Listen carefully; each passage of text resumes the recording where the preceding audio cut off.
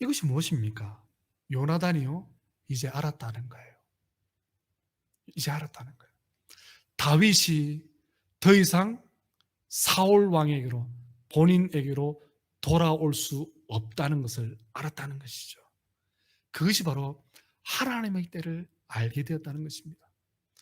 이제까지 요나단은요, 다윗을 그의 아버지에게로 돌아오기 하기 위해서 얼마나 많은 애를 씁니까? 얼마나 많은 애를. 그런데도 무용지물이었다는 거예요. 소용이 없었다는 것이죠. 이 일들을 통하여서 심지어 그의 아버지 사울 왕이 창으로 요나단을 죽이려고 하는 그 모습을 보면서 이제는 안 되는구나. 바로 하나님의 뜻을 알게 되었다는 것이죠. 성경에 보면요, 성경이 말하는 시간에는 두 종류가 있습니다. 여러분 잘 아시다시피 카이로스와 크로노스가 있죠.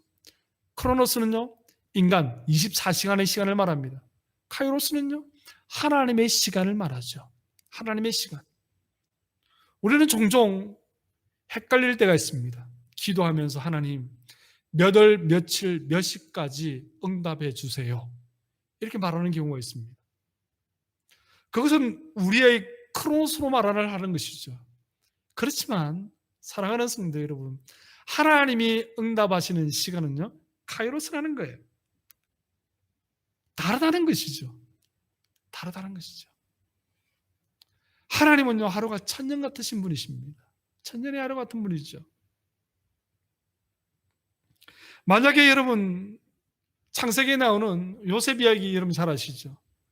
창세기 37장의 말씀 보니까 야곱이 요셉에게 먹을 것을 가지고 너희 형들에게 가라 이렇게 했을 때, 만약에 요셉이 아버지 싫어요, 나 안 갈래요 했다면 어떻게 되었을까요? 어떻게 되었을까요? 요셉이 총리가 되었겠습니까? 애굽이 총리가 되었겠습니까? 만약에 아버지 말씀을 따라서 갔는데 형들이 구덩이에 빠져 던져 넣었습니다. 그때 만약에 구덩이에 물이 있었다면, 아니, 형들이 그것을 떠날 때 요셉을 구출해 주지 아니하고 그냥 떠났다면 요셉은 생존하지 못했을 것입니다. 애굽의 총리가 되지 못했을 것이에요. 이스마엘 상인에게 은이 집에 팔려갑니다. 보디발의 아내와 관계를 가졌다면, 에이 모르겠어, 자포자기, 이제 나의 운명을 저 여인에게 맡겨야지. 보디발의 아내에게 자신의 몸을 맡겼다면 애굽의 총리가 되었겠습니까? 만약에 보디발의 시대장 감옥에 갇혔을 때 포도주를 맡은 관원장이 나가자마자 요셉을 기억하고 요셉을 그 감옥에서 빼내어 줬다면 애굽의 총리가 되었겠습니까? 아니요. 아마도 몰라도 요셉은 그렇서라도 자기 아버지 야곱의 집으로 돌아갔을 것입니다. 가나안 땅으로 돌아갔을 거예요. 사랑하는 성도 여러분, 크로노스와 카이로스가 다르다는 거예요. 우리가 생각하기에는 어떻게 그냥 아버지가 갔다 오라는데 가지 말지 그냥 보디발의 아내에게 자기 운명을 그냥 맡겨보지. 충분히 생각할 수 있어요. 충분히 예상할 수 있습니다. 100번 양보해도. 왜냐하면 종으로서, 노예로서, 죄수로서의 삶을 살아가는 것이 그때 당시는요, 어떠한 인권과 생명을 보장받지 못하는 시대였다는 거예요. 그런데도 카이로스의 하나님, 하나님의 시간에 하나님의 때가 있었기 때문에 요셉을 들어서 결국 하나님은 애굽의 총리로 세운다는 거예요. 총리로 세우신다는 것입니다. 요나단은 지금 사울 왕의 그 모습을 바라보면서 생각합니다. 다윗은 이제 광야로 가야 될 시간이구나. 10년의 시간을 광야에서 하나님과 동행하며 하나님과 대화하는 법, 하나님으로부터 응답받는 법, 하나님으로부터 높임받는 법 배우는 그 광야로 보내는구나. 그걸 알게 되었다는 것입니다. 사랑하는 성도 여러분, 그렇습니다. 하나님은 역사와 시간의 주인공이시기 때문에 하나님의 시간에 하나님의 사람을 사용하시는 거예요. 사랑하는 성도 여러분, 비록 우리가 우리의 기도 제목을 가지고 있습니다. 우리의 시간에 맞지 않습니다.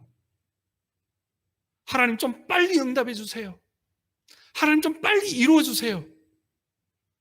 그렇지만 하나님의 카이로스가 다르다는 거예요. 하나님의 카이로스가 다르다는 것입니다.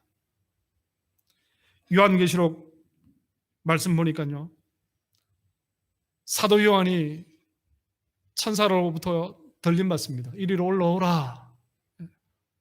올라가죠. 올라가니까 예수님께서 7인을 가지고 있습니다. 그 인을 때릴 사람이 없어서 사도 요한이 엉엉 울고 있죠. 울지 말라. 죽음의 권세에 이기신 어린 양이 그것을 뗄 것이다. 첫째 인을 떼니까 어떤 일이 생깁니까? 흰 말이 활을 가지고 나옵니다. 전쟁을 시작하려고 하죠. 둘째 인을 뗍니다. 둘째 인을 떼니까 붉은 말이 나옵니다. 손에 칼을 잡고 사람을 죽입니다. 셋째 인을 뗍니다. 셋째 인이 뭡니까? 검은 말이죠. 전 세계에 가뭄이. 넷째 인을 뗍니다. 푸르딩딩한 청황색 말이 나옵니다. 청황색 말이 전 세계 인구의 4분의 1을 멸해버립니다. 다섯째 인을 뗍니다. 다섯째 인을 떼니까 죽은 영혼들이 하나님으로부터 예수 그리스도로 인해서 순교되어진 많은 성도들이 제단 앞으로 막 몰려오는 거예요. 예수님 앞으로 몰려옵니다. 그러면서 예수님께 신원하는 거예요. 예수님, 빨리 재림하십시오. 빨리 재림하십시오. 빨리 재림하십시오. 그러니까 예수님께서 뭐라고 말씀하십니까? 뭐라고 말씀하시죠? 요한계시록 6장 말씀 보니까 6장 11절 말씀 보니까 그렇게 기록하고 있습니다. 각각 그들에게 흰 두루마리를 주시며 이르시되 아직 잠시 동안 쉬되 그들의 동무종들과 형제들도 자기처럼 죽임을 당하여 그 수가 어떻게 하기까지? 차기까지 하리라. 기다리시겠다는 거예요. 하나님의 시간이 올 때까지 기다리시겠다는 것이죠. 그렇습니다. 사랑하는 성도 여러분, 이 불의한 세상에서 거룩한 성도로 살아가기 위해서는요, 하나님의 시간을 우리가 캐치할 수 있어야 돼요.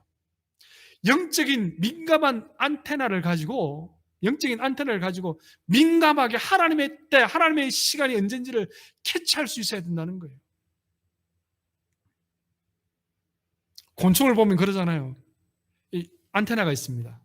안테나가 무뎌지면 한 번씩 닦잖아요. 여러분 바퀴벌레 여러분 보셨죠? 징그러운 바퀴벌레. 안테나가 깁니다. 막 닦아요, 이렇게. 그래 민감해지는 거예요. 사랑하는 성도 여러분, 하나님의 때를 알아야 되는 거예요.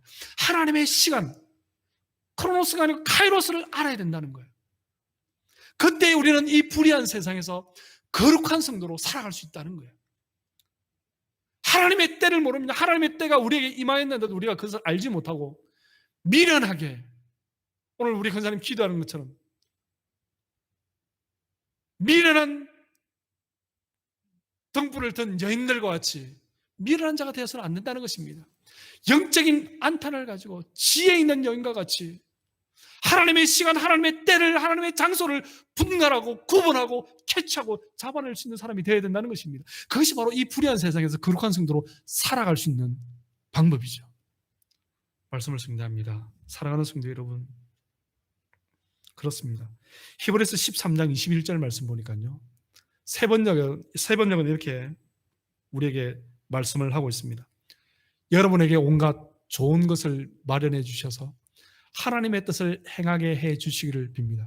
또 하나님께서 예수 그리스도로 말미암아 기뻐하시는 바를 우리에게 이루어 주시기를 빕니다. 이 예수 그리스도로 말미암아 기뻐하시는 바가 바로 카이로스예요. 바가 카이로스인 것입니다. 그때. 사랑하는 성도 여러분, 결단하시기 바랍니다. 도전합니다. 불의한 세상에서 거룩한 성도로 사는 방법은 무엇입니까? 누구에게 순종할 것인가를 여러분 결정하셔야 돼요. 오늘 이 시간 결정하시기 바랍니다. 누구에게 더 순종할 것인가? 그럼 여러분, 그리고 여러분의 공동체를 소중히 알아야 됩니다. 하나님께서 만들어주신 가정 공동체가 얼마나 소중한지, 교회 공동체가, 생업의 공동체가 얼마나 소중한지, 그 소중한 공동체를 세우는 거예요. 말씀으로 세우는 것입니다. 마지막으로 하나님의 시간을 알아내는 것입니다. 영적으로 민감하게 반응하는 것입니다. 주야로 말씀을 묵상하며 기도로, 무시로 기도하며 하나님의 뜻을, 하나님의 시간을, 하나님의 장소가, 하나님의 방법을 알아내는 것입니다. 이번 한 주간도 이 불의한 세상에서 거룩한 성도로 이 말씀을 반면교사 삼아 이번 한 주간도 우리도 살아있는, 승리하는 믿음의 용사로서의 삶을 살아가는 우리 모든 성도들이 다 되시기를 주님의 이름으로 소망합니다.